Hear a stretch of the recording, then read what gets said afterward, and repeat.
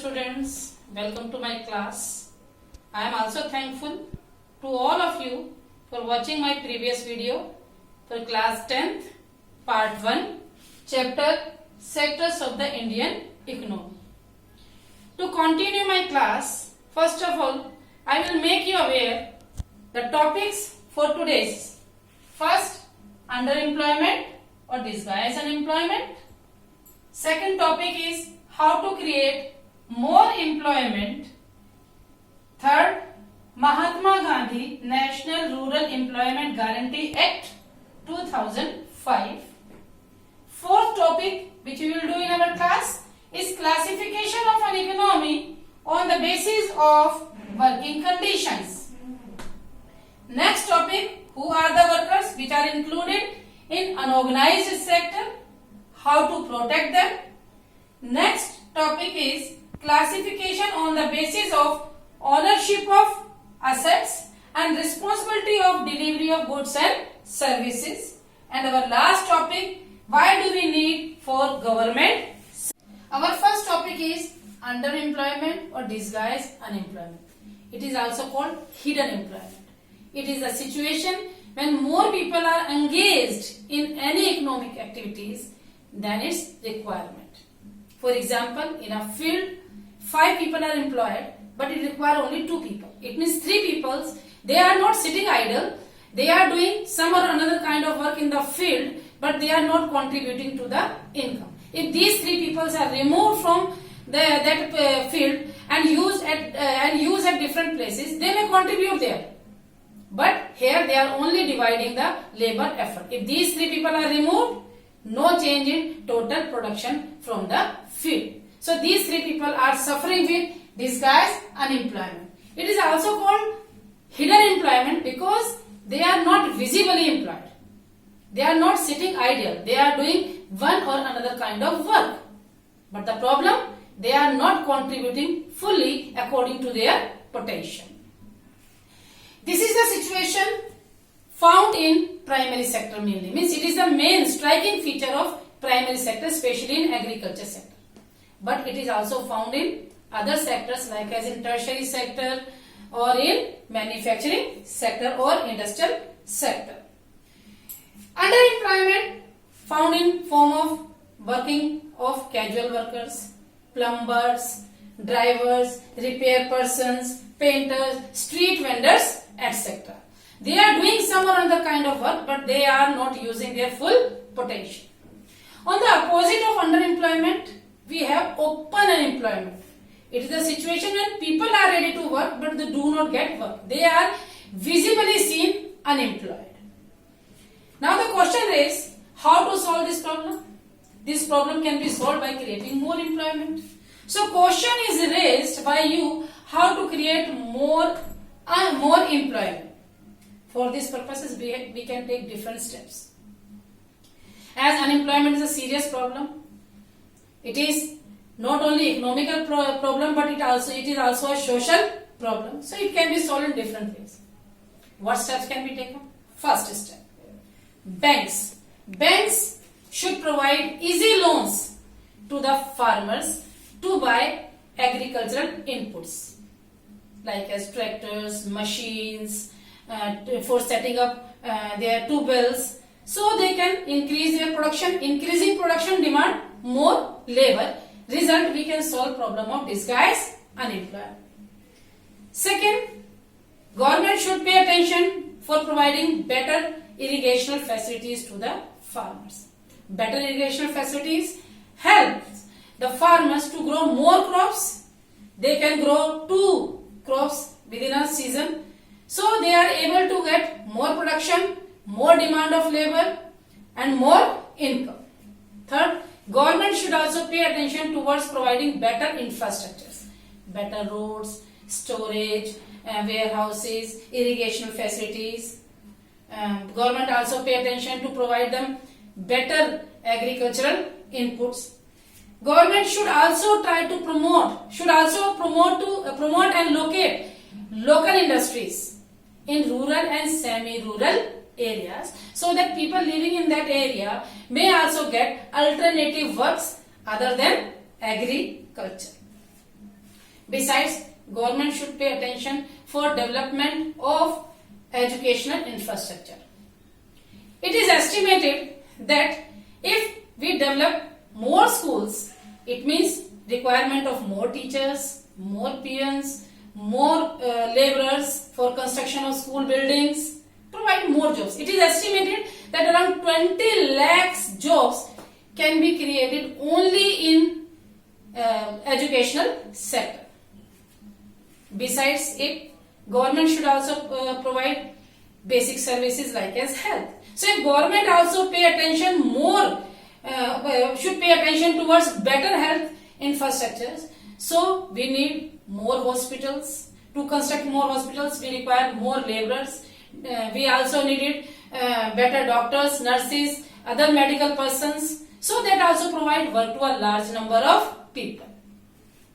As we know that India is a country of variety. There are so many places which can be developed as the most important, most popular tourist places in India. So if government tries to develop the tourism in India, it also can provide employment to about 35 lakh people in form of guides, in form of tourist places, in form of taxi operator, hotels, etc. It also helps to develop regional local crafts and culture of India to different parts of the world.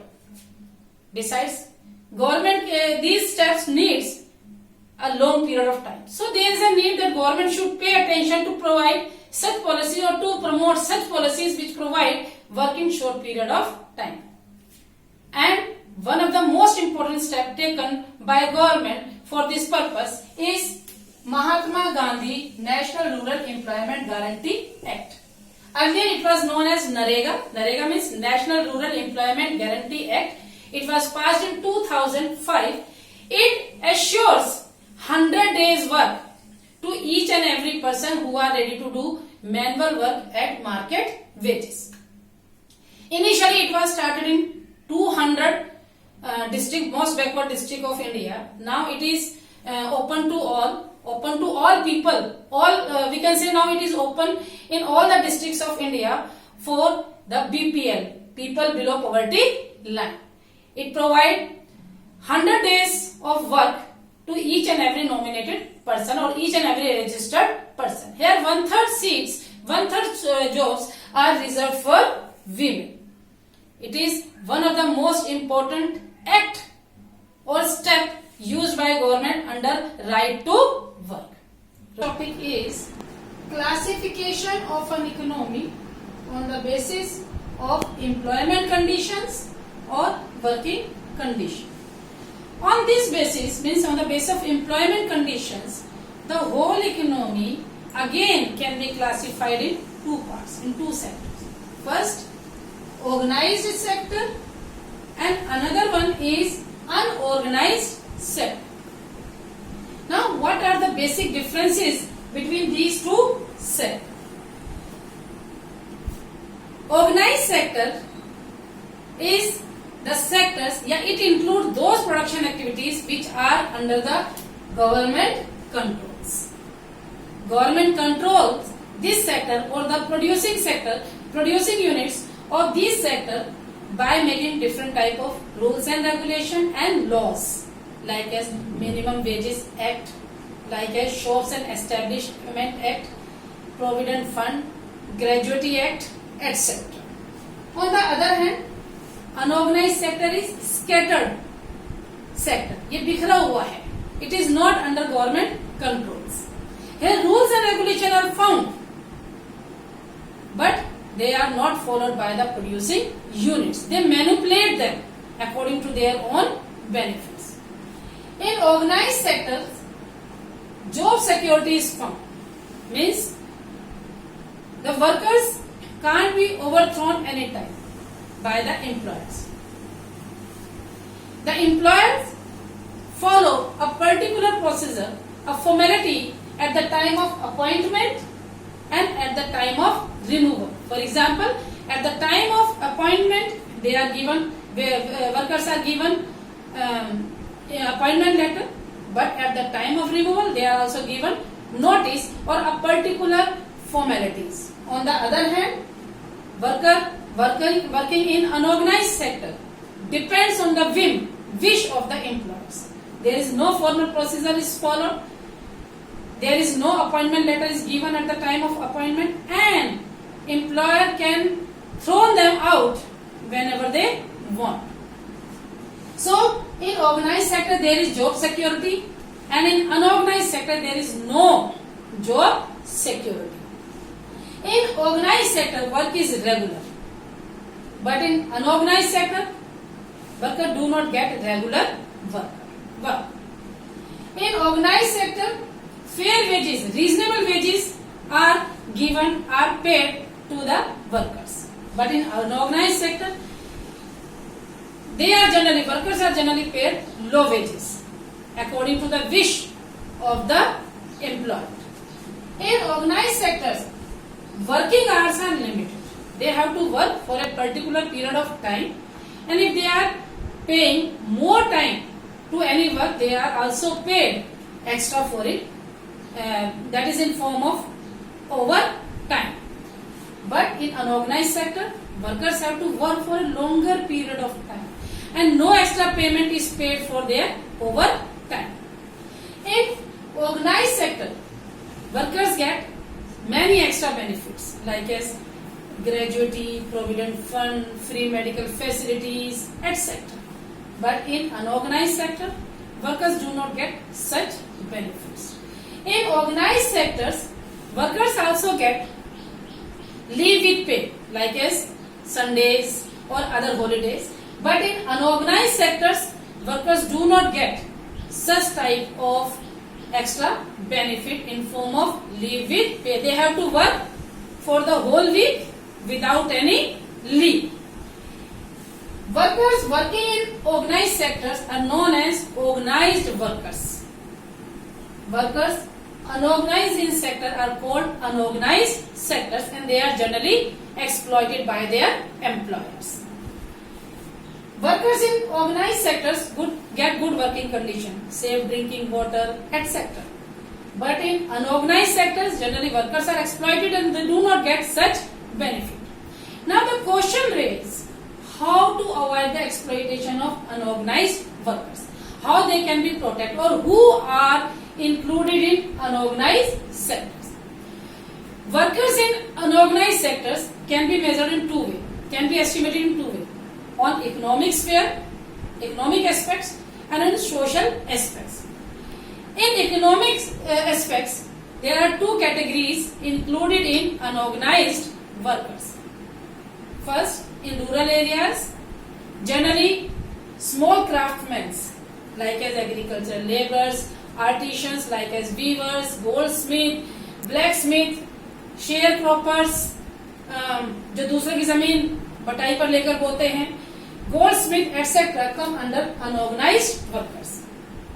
In urban areas, on economic aspects, unorganized workers comprise workers of small scale industries, casual workers जो दिहाड़ी मजदूरी के तौर पे काम करते हैं, like as in construction activities, rag picker जो कूड़ा बीनते हैं, workers who are engaged in trade and transportation, repair person, etc.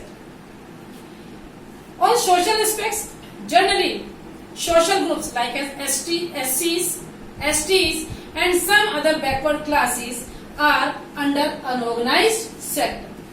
They are not only economically exploited, but they are also discriminated socially. They are not given equal treatment, they are not paid equal respect. Now the question is, how to protect these workers who are exploited socially and economically under unorganized sector. As we know that workers in unorganized sector are generally exploited by their employers. So how to protect them? To protect them, first, government should make strict laws, strict labor laws. Second, these labor laws or these laws should be properly implemented, strictly implemented. Third, after their implementation, they should be in proper vigilance. Government को निगाह रखनी चाहिए कि वे labour laws follow हो रहे हैं या नहीं हो रहे. Fourth, awareness should be created among laborers about their labor laws. मजदूरों के लिए क्या क्या कानून बने हुए हैं, उनके लिए क्या क्या फायदे दिए गए हैं, ये मजदूरों को पता होने चाहिए. So there is a need to spread awareness among labourers. तो इसके लिए लेबरर्स के अंदर अवेयरनेस जगाने की जरूरत है. Government should also try to provide alternative employment to the workers of unorganise sector. सबसे बड़ी कमी है क्योंकि ऑर्गेनाइज सेक्टर सबको काम नहीं दे सकता. Unorganise sector does not provide work to all. It is the most important limitation. तो ऐसे में क्या करें? So government try to provide alternative jobs, alternative work to these unorganised workers. They may also be provided with better skill, better training, so they can also run their own small scale industries. They can also set up their own producing units. Our next classification of an economy is on the basis of ownership of assets and responsibility of delivery of goods and services. On this basis, our economy again can be classified in two parts. The whole economy on the base of ownership of assets can be classified in two parts. First, public sector or the government sector, and second is private sector. Now, what are the basic differences between these two sectors? First of all, private sector. Private sector includes those producing units which are not under the government control, which are run and operated by private individuals or group of individuals. On the other hand, it includes those producing units which are run and operated by or controlled by government. It is also called public sector. Main aim of public sector is collective benefits, social welfare. And the main aim of private sector is maximization of its own profit. Means profit maximization is the main aim of private sector. Private sector provide goods and services by charging high prices. On the other hand, government sector provides goods and services at cheaper rate for the collective benefit. Private sector includes like as Tisco, Reliance, Bajaj, or any particular shop in your nearby. Government sector include SAIL, Steel Authority of India Limited, GAIL, Gas Authority of India Limited. It also include Indian Railways, etc. So all these are included under public sector or government sector, as these are not run by government for maximization of profit, but they are for the collective benefits. Now the question is, why we need government sector? What is the importance of government sector? First of all, private sector is not fully equipped to provide goods and services at reasonable rates. Means private sector is not able to provide goods and services at cheaper rate. Why? There are three reasons for it. First, private sector needed, for different activities we need huge investment, and that huge investment can't be done by private sector. Second problem, collecting money from large number of people for providing services is not possible for private sector. Third reason, the cost of production is high, so private sector can't provide many goods and services at cheaper rate. Problem, if they provide goods and services at higher rate, it can't be purchased by poor people.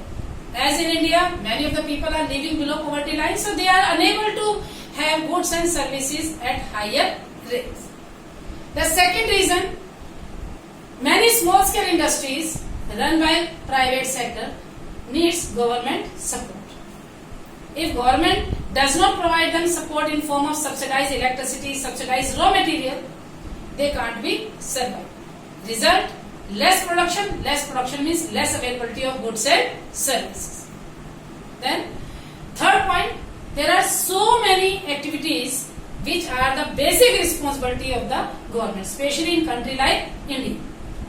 So these are provided by government, like as administration, defense, banking, health, education. So government has to make expenditure on such activities.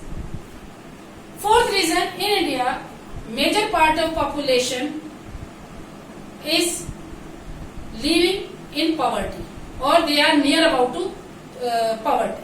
So they can't be survive without government support. So government has to make expenditure for providing subsidized food to these people, like as through fair ration shops or PDS, public distribution system. So government has to make expenditure. We have to require the public sector. Government also make expenditure for providing better human development. Means government has to make expenditure to maintain, to upgrade many of the aspects of human development. Nearly half of the India's children population is undernourished. They are unable to get nutritional values required for their proper growth. In many part of Indian states, infant mortality rate is very high. What is infant mortality rate? It is the rate of children that died before completion of their 1 year. They died before celebrating their first birthday. That is very high.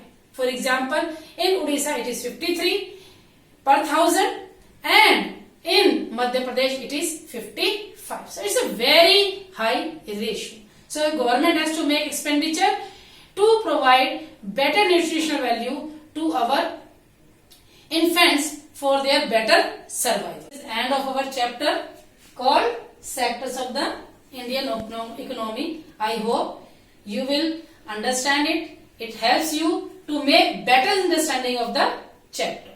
Now, thanks for joining my class. Stay home, stay safe, stay blessed. Thank you.